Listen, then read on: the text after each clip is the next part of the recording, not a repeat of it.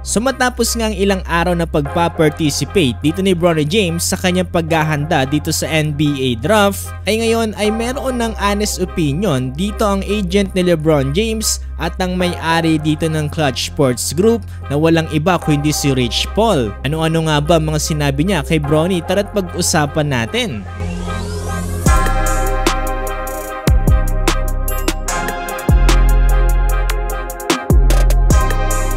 Para sa mga hindi nakakakilala dito kay Rich Paul, siya lang naman ay isang sports agent dito nga sa mga nagre-representa para sa mga players dito nga sa NBA. Siya rin ang founder dito ng Clutch Sports Group na kung saan isang sports agency na kung saan nag-i-influence sa mga basketball players at ang mga aspirant NBA players. Mas lalong nakilala itong si Rich Paul dito sa larangan ng basketball tapos niya makipagkaibigan dito nga kay LeBron James at i-represent ito since 2012.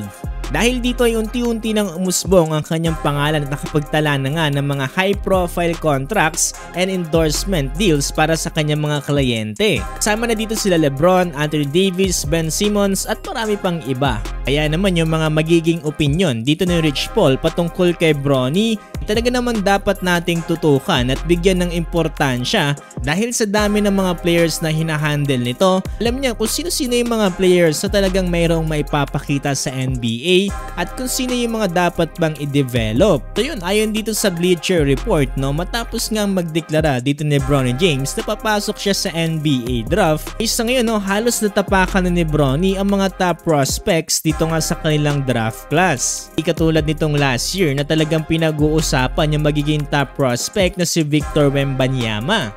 Pero sa ngayon, mas mukhang matimbang na itong si Bronny kumpara dito sa top prospect ng 2024. Yan din na napansin dito ng agent na LeBron na si Rich Paul dito nga para kay Bronny dahil napansin niya na talagang grabe daw pag-usapan itong si Bronny lalo na nga dito ng mga media at gaya nga ng ESPN. Mapapansin nyo nga daw no, at kung papanoodin nyo yung mga reports patungkol dito kay Bronny ay tila nga ba daw may dagdag bawas. Masyado nga daw nilang ginagaslight itong si Bronny at hindi na masyado napapansin yung mga weaknesses nito na dapat daw pagtuunan ng pansin.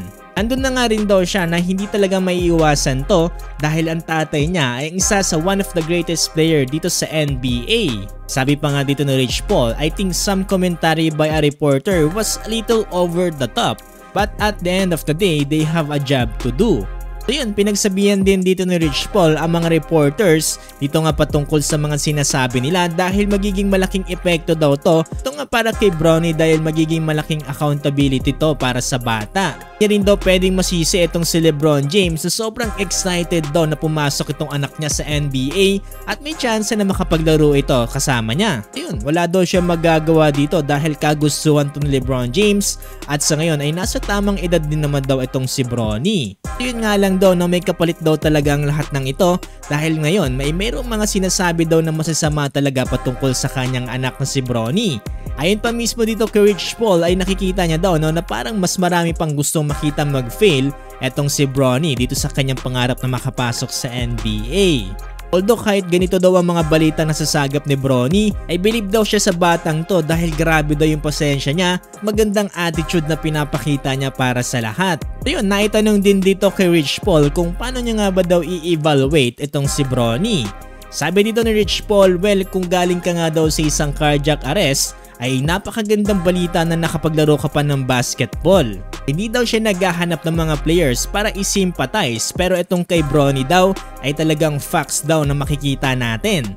Meron daw talagang talent itong si Bronny at sa tingin niya magiging magaling na pro player ito. At mga mismo kay Rich Paul ay napakadami daw ng mga players ngayon dito sa NBA. Hindi naman daw talaga magaling sa simula pero after may develop ay naging mas maganda daw ang performance nito. Naitanong din dito kay Rich Paul na mayroon ba nga daw chance talaga na makapaglaro itong si LeBron at itong si Bronny na magkasama. Especially dito para sa koponan ng Los Angeles Lakers. Well, ang reply dyan ni Rich Paul ay kung gusto nga daw ito ni LeBron ay wala daw talaga siyang magagawa dito. Direktang sinabi dito ni Rich Paul na papatapos na nga daw ang career dito ni LeBron at ngayon ay mas nakapokus na siya dito sa anak niya na si Bronny James. Pero sa ngayon daw no, hindi siya nakafocus doon sa paglalaro ng mag-amang ito Mas nakafocus daw siya dito sa team plan investment at merong seryoso na pagde-develop sa iisang player. Importante daw yon, lalong-lalo na sa case ni Bronny na kinakailangan daw talaga ng serious development.